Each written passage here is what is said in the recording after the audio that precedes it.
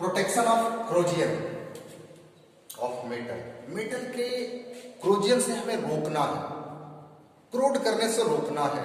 इसके लिए क्या क्या तरकीब होगी, क्या क्या तरीका होगा? तो द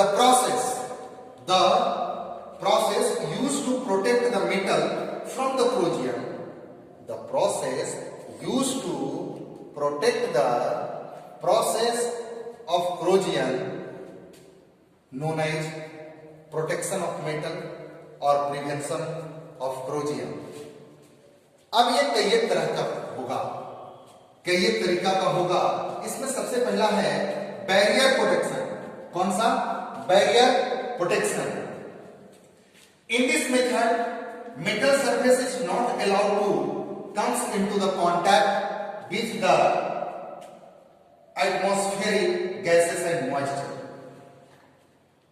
यानी कि इस मेथड में हम लोग ऐसा कुछ करेंगे जिसके चलते मेटल के सरफेस पर ऐसा कुछ करेंगे जिसके चलते एयर एंड मॉइस्चर का कांटेक्ट मेटल सरफेस के साथ हो ही नहीं। आप सोच रहे हो कि ऐसा कैसे हो सकता? ऐसा तब हो सकता है जब इसके ऊपर एक थिन लेयर ऑफ ऑयल लगा दें, ग्रीस लगा दें, मोबिल लगा दें, पेंट चढ़ा दें या कोई thin coating of non corrosive metal लगा दें। इसको हम लोग क्या कहते हैं? Barrier protection. बैरियर प्रोटेक्शन में ध्यान रखनी है, ऐसा कुछ करना है जिससे एयर और मॉइस्चर का कांटेक्ट मेटल सरफेस के साथ ना हो, तो उसको हम लोग बैरियर प्रोटेक्शन कहेंगे, है ना?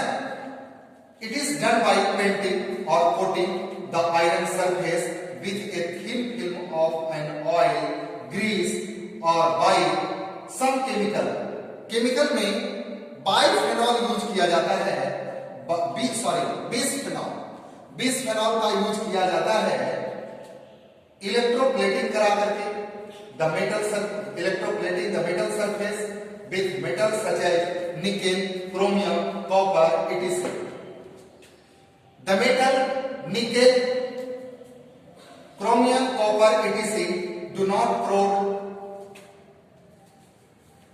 निकेल का या क्रोमियम का इसलिए कोटिंग चढ़ाई जाती है, जैसे साइकिल के घंटी, हैंडल या रिम पर चढ़ा हुआ देखा होगा, तो उसमें क्रोजियन का प्रोसेस नहीं होती। कारण है कि ये सब जो मेटल है वो लेस रिएक्टिव मेटल है, कम रिएक्ट करता है एयर एंड मॉइस्चर के साथ।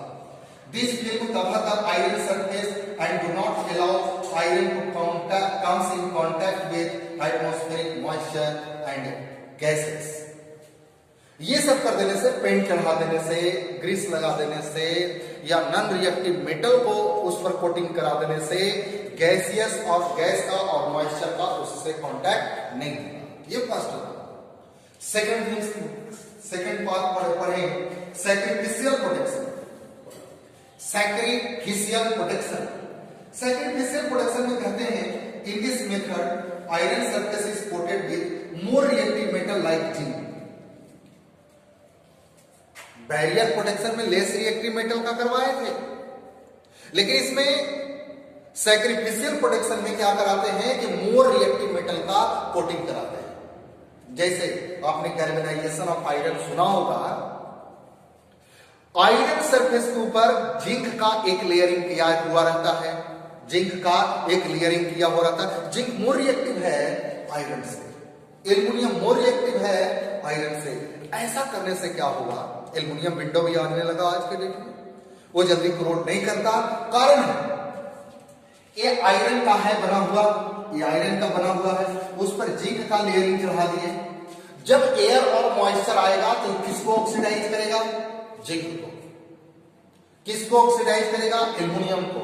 और जिंक और एल्युमिनियम जब ऑक्सीडाइज कर जाता है तो जिंक कार्बोनेट और Al2O3 एल्युमिनियम ये काफी स्टेबल मॉलिक्यूल के रूप में फॉर्म कर जाता, और उसके अंदर का जो पार्ट है आयरन वगैरह उसको क्रोड होने से रोक दिया, क्योंकि उसके अंदर एयर और मॉइस्चर का एंट्री नहीं हुआ। यानी कि in this method iron surface is coated with more reactive metal like zinc। the more reactive metal oxidized in presence of iron.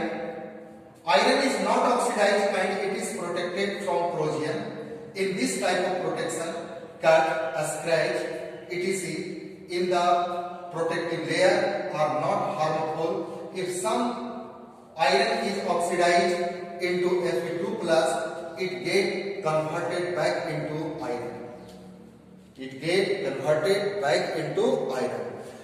अगर by the way aluminium window है या फिर गैल्वेनाइज्ड आयरन है और वहां पर स्क्रैच भी हो गया, वहां पर से जिंक छूट भी गया, तो भी हार्मफुल नहीं है। क्या कारण है कि जैसे यहां पर से स्क्रैच हुआ तो Fe2+ में कन्वर्ट कर दिया होगा, अगर कोरोजन हुआ होगा तो, और वहां पर आसपास में जिंक है, जिंक फर्दर क्या करेगा, Fe में बदल देगा और जिंक ऑक्सीडाइज हो जाएगा, तो इसको ऑक्सीडाइज होने नहीं देगा। जो ऑक्सीडाइज पार्ट होगा उसको फिर से क्या करेगा, रिड्यूस कर देगा। तो बड़ा इंपॉर्टेंट चीज है। When iron is protected by zinc, the process is called galvanisation. अगर जिंक के द्वारा आयरन के सरफेस पर अगर जिंक चढ़ा दिया जाए, इसके वजह से प्रोटेक्शन किया जाता है, तो गैल्वेनाइजेशन कहते हैं। यानी galvanisation is a process, galvanization is a process in which thin layering of zinc on the surface of iron is known as galvanization. Purpose of galvanization क्या है, तो corrosion को रोकना है। corrosion को रोकने के लिए, रस्टिंग ऑफ आयरन को रोकने के लिए हम लोग उसको क्या करते हैं, गैल्वेनाइज कराते हैं। ड्यू टू द देखिए गैल्वेनाइज कराते हैं तो वहां पर एक फॉर्म करता है बेसिक कार्बोनेट। बेसिक कार्बोनेट के रूप में बनता है ZnCO3 ZnOH होल ट्वाइस। ये दो है, इसका ये दो पार्ट होता है और इसका 3 पार्ट होता है हाइड्रोलाइज। ये एक कॉम्प्लेक्स बन जाता है कहां पे, जहां पे गैल्वेनाइज है वो कार्बनिक एसिड के साथ रिएक्ट करके कार्बन मोनोक्साइड, जिंक कार्बोनेट और जिंक हाइड्रोक्साइड में कन्वर्ट कर जाता। Galvanised iron maintain its shine, जो भी है वो बहुत दिनों तक के साइन करता रहेगा। रीजन क्या है कि उसके सरफेस पर ये बन जाता है, ये हाईली स्टेबल होता है। जिंक का कार्बोनेट और हाइड्रोक्साइड का डबल सॉल्ट बन चुका है और ये हाईली मेंटेन होता है। ये बेसिक सब्सटेंस सॉल्ट नहीं है बल्कि बेसिक है। ये भी कार्बोनेट भी बेस होता है और हाइड्रोक्साइड भी बेस होता है। तीसरा है इलेक्ट्रिकल और कैथोडिक प्रोटेक्शन। इलेक्ट्रिकल और कैथोडिक प्रोटेक्शन, ये इलेक्ट्रिकल और कैथोडिक प्रोटेक्शन में क्या होगा ये हम लोग देखेंगे।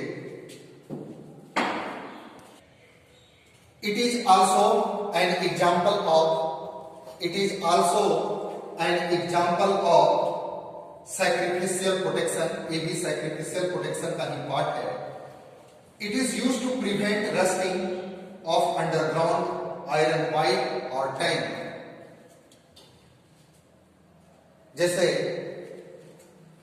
सिलेंडर वगैरह या फिर जो भरा रहता है, क्या पेट्रोल पंप है, जो टैंक है, उसको प्रोटेक्ट करना है, वो आयरन का बना हुआ है, तो उसको अंदर में हम प्रोटेक्ट इस मेथड से किया जाएगा।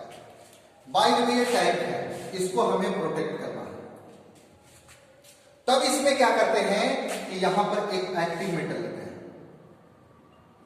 एक्टिव मेटल के रूप में मैग्नीशियम, एल्युमिनियम वगैरह ले लिए जाते हैं जो मोर रिएक्टिव है। अब इसमें से वायर निकाल करके इसमें कनेक्ट कर दिया जाता है।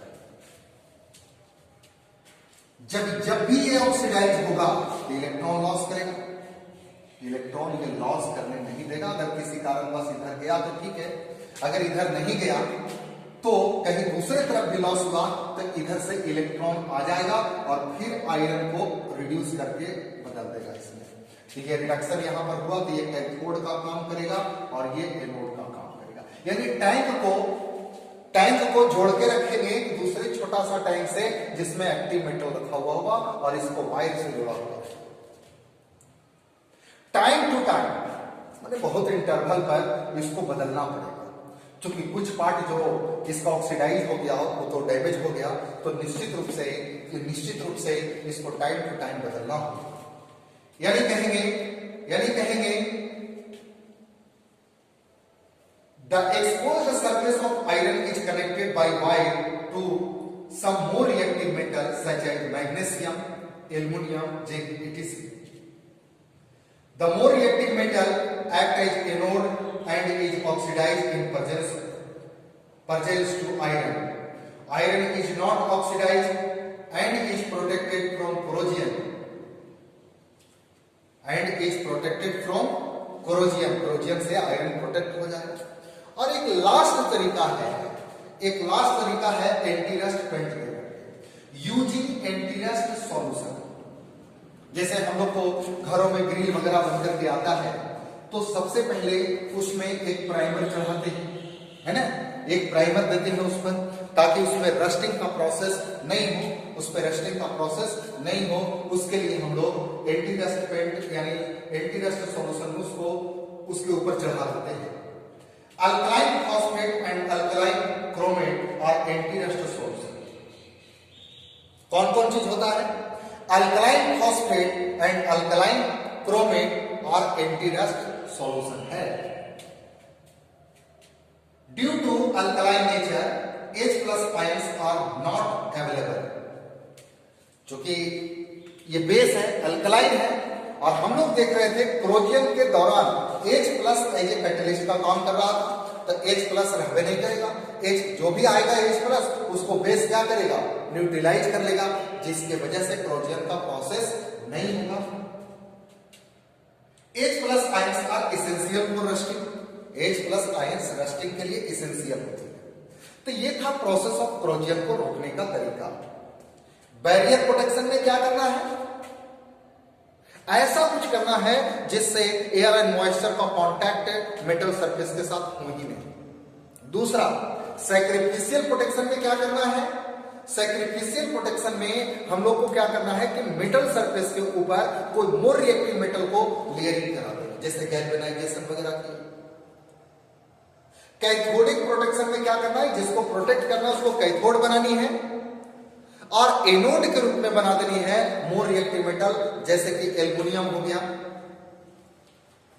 मैग्नीशियम हो गया, जिंक हो गया, ये सब रख दीजिए। और एंटी रस्ट पेंट में हम लोगों ने बताया कि अल्कलाइन फॉस्फेट और अल्कलाइन क्रोमेट है, जो रस्टिंग के दौरान जो H+ आता है उसको न्यूट्रलाइज करने का काम करेगा। ओके।